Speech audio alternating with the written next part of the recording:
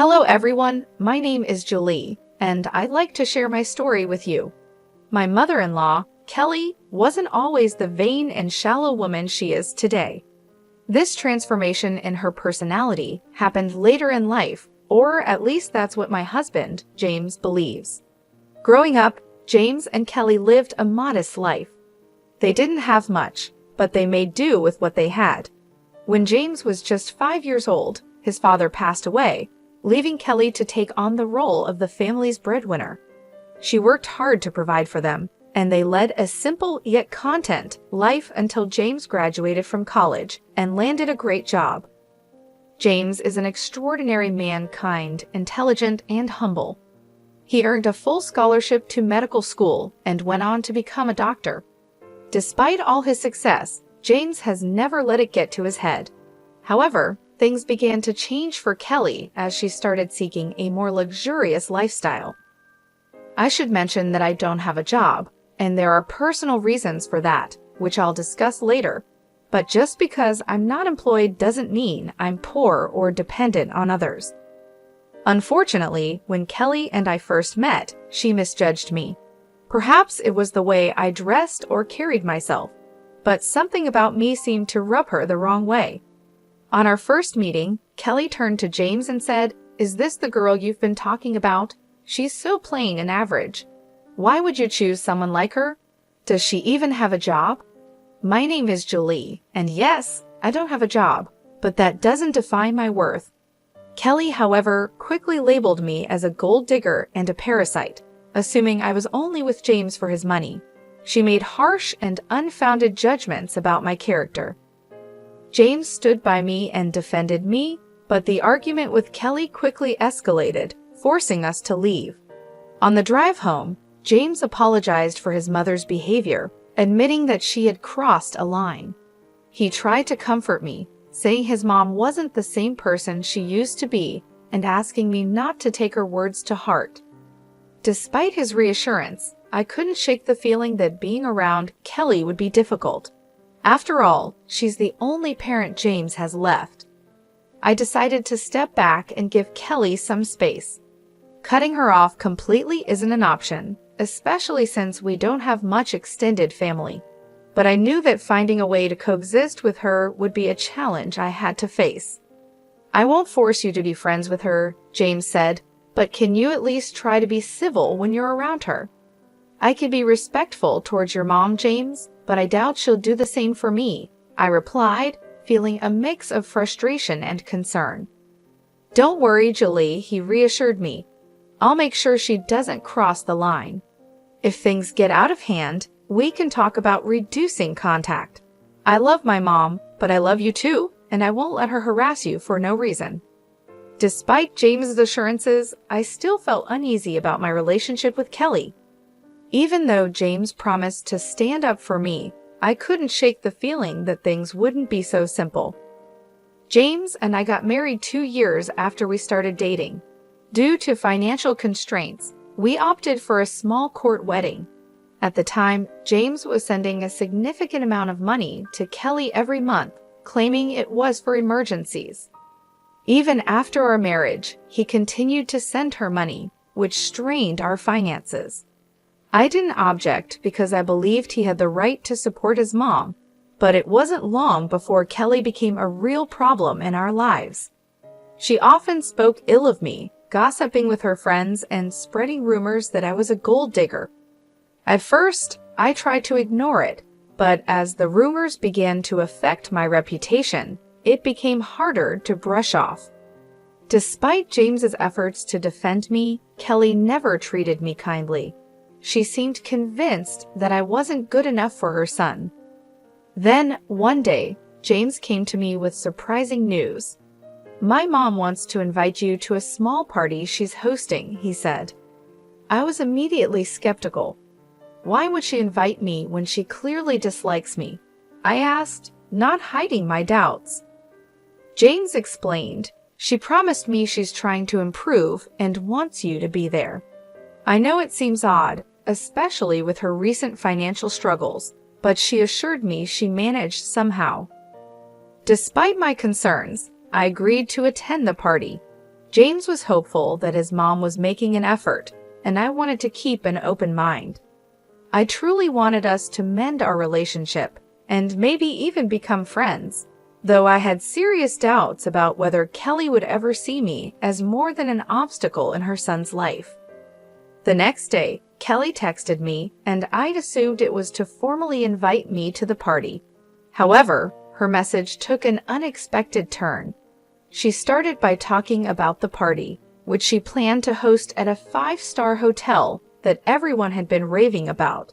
She seemed thrilled, promising her friends a fantastic time and planning to invite around 21 people. Curious about the details, I asked Kelly if I was invited to the party, especially since James had assured me that I was welcome. To my surprise, Kelly's response was laced with arrogance and disdain. She made it very clear that I was not invited, emphasizing how exclusive the event was due to her wealth, family status, and the supposed high-class nature of her friends.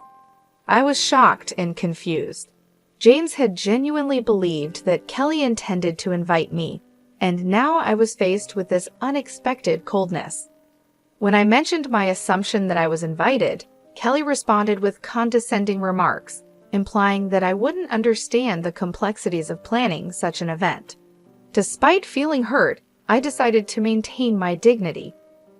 I calmly acknowledged her message and made it clear that I wouldn't attend if I wasn't wanted. Kelly reiterated her stance, once again highlighting her class and status. It took all my strength to resist the urge to respond with anger. Disappointed and hurt, I chose not to share this incident with James. Instead, I decided to quietly wait for the day of the party. As the day of the party approached, Kelly, oblivious to the emotional impact of her actions, sent me a picture. It showed her and her friends dressed in designer outfits, flaunting their wealth and status on social media. I chose not to respond, instead focusing on my work and waiting patiently for what would happen next. After about 5 hours, I received a call from my dad. Here's a little confession. My dad owns the very hotel where Kelly was hosting her party. Unbeknownst to Kelly, 5 years ago, I inherited a substantial amount of money from my grandfather, which I wisely invested in my dad's business. As a result, I now receive a share of the profits from the hotel and other family-owned ventures. Despite coming from a well-off family, I've always preferred to keep this low-key, which is why Kelly had no idea about my background or the high cost of the 5-star hotel she had chosen for her party. During the party, Kelly and her friends ordered freely without bothering to check the menu or the prices, resulting in a hefty $5,000 bill. This turn of events presented the perfect opportunity for a bit of justice. My dad called to inform me that Kelly was at the hotel, shocked by the $5,000 bill she had amassed. She was now pleading for a 60% discount, claiming she was short on cash. What made the situation even more satisfying was that Kelly and her friends had been rude and entitled throughout the event, upsetting the hotel staff. As expected, I shared my frustration with my dad, recounting how Kelly had boasted about her party just to mock me for not being invited. The irony wasn't lost on me here. She was flaunting a party she couldn't even afford. My dad understood my frustration and also mentioned how difficult Kelly and her friends had made things for his staff with their rude behavior. Seeing a chance for some poetic justice, I suggested a little revenge. I proposed that Kelly and her friends should be made to wash the dishes, clean the entire kitchen, and mop the floors as a consequence of their insulting behavior. I wanted to make sure that everyone who had mistreated the staff would face the same consequences. And if Kelly tried to pull any tricks, my dad could always call the cops on her. My dad laughed at the idea and gave it a big thumbs up. He even offered to send me pictures of the whole event. It seemed like the perfect opportunity to turn the tables on Kelly and teach her a lesson about humility and respect. Just the thought of it brought a sense of satisfaction, knowing she would finally face the consequences of her actions. A little over an hour later, my dad sent me pictures of Kelly and her friends washing dishes and scrubbing the floors at our restaurant. The images were priceless. My dad also shared a funny twist in the story. When Kelly spotted him at the restaurant, she looked relieved, thinking she was about to be rescued. She confidently told him that she knew the owner and they would be able to get out of the situation. But to her shock, my dad instructed her to start cleaning the restaurant. Kelly was stunned and tried to protest, but my dad quickly reminded her that since she didn't consider me family, he didn't consider her family either. It was a hilarious turn of events, and while I wish I could have been there to see it in person, the pictures were more than enough to make my day. A little while later, James came home looking visibly upset. I could tell that Kelly had already contacted him and likely twisted the story to suit her narrative. As he approached me, he immediately questioned what he had heard something about my dad making his mom wash dishes at the restaurant. I calmly explained the situation to James, letting him know that what happened was standard practice for us in such scenarios. Kelly had gone to our family's restaurant, racked up a $5,000 bill, and then claimed she only had $2,500 to pay. On top of that, she had harassed the staff, and her entire party had been a nightmare to deal with. Given the circumstances, I believed the consequences were more than fair. James seemed surprised by this and asked who Kelly had taken with her and what they had ordered. I informed him that she had taken 21 people and they had ordered a lot, especially the most expensive items on the menu. He expressed disbelief, saying that Kelly had told him she was only taking 5 people and had even invited me, but I had declined. I quickly clarified that things hadn't happened that way at all and showed him the text messages Kelly had sent me. James, wanting to fully understand the situation, asked to see the bills and the texts. I handed him my phone so he could read through everything, and my dad also sent him copies of the bills. To further illustrate what had gone on, I showed him pictures of the extravagant party Kelly had thrown. As James looked through the evidence, his anger grew. He immediately called Kelly to confront her, asking why she hadn't told him the full story. Kelly tried to downplay the situation, claiming she had only mentioned being short on cash and accused me of twisting the story to sabotage her. James wasn't having any of it. He pointed out that not only had she declined my invitation, but she had also insulted me by saying I wasn't classy enough for her. Kelly attempted to brush it off as a harmless joke, but James wasn't buying it. He pressed her on why she would spend thousands of dollars on a lavish party with friends while simultaneously disrespecting his wife. Kelly was left stumbling over her words, trying to justify her actions, but James made it clear that he was disappointed and shocked by her behavior. He couldn't believe she had spent $5,000 on food and drinks while treating me with such disdain. "I made a mistake by giving you money whenever you asked for it, Mom," James said firmly. "But guess what? I'm not giving you any more money ever again." Kelly, taken aback, responded, "But James, you've been so supportive for so long. You can't just stop now. It was a one-time mistake. Why are you overreacting?" "No, Mom, I'm not overreacting," James replied, his voice steady. "This isn't a one-time mistake. If you can't even consider my wife as family, I don't want anything to do with you. I kept hoping you'd change your mind, but you never did. I'm not going to pay you just so you can insult my wife and call her classless, especially when she has sacrificed so much to support you. This ends now." With that, James ended the call and blocked Kelly's number. He turned to me with deep regret in his eyes and apologized profusely for getting angry at me without knowing the full story. I forgave him because, in the end, he stood up for me when it really mattered. We had a serious discussion about Kelly and agreed that she would no longer be a part of our lives, at least for the time being. Although James is now a wealthy man, he understands the importance of staying humble. He found Kelly's behavior completely unacceptable, especially since it was directed towards me. I wholeheartedly agreed it was unfair, and I was ready to remove her from our lives for good. In the days that followed, Kelly's desperation grew. She realized that her own actions might have permanently damaged her relationship with her son, sending her into a state of panic. She started showing up at our house, demanding to speak with James. Each time she was turned away at the door, her demands turned into pleas and eventually into outright begging.